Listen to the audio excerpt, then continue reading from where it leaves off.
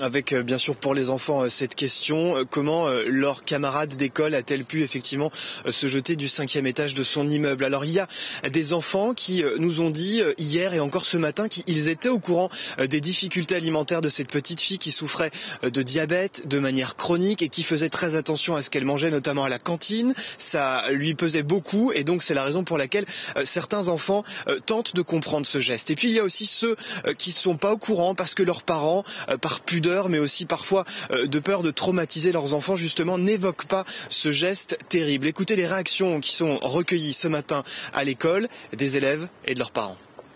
Elle est morte, qu'elle s'est suicidée, que c'était une gentille fille, qu'elle nous manque à tous.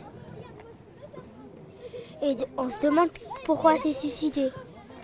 Moi, je comprends la maladie parce que je suis diabétique aussi, mais j'arrive pas à comprendre qu'est-ce qu'elle avait dans sa tête, quoi. C'est dur, j'arrive pas. C'est dur d'expliquer à un enfant pourquoi un enfant de 9 ans prend ses décisions.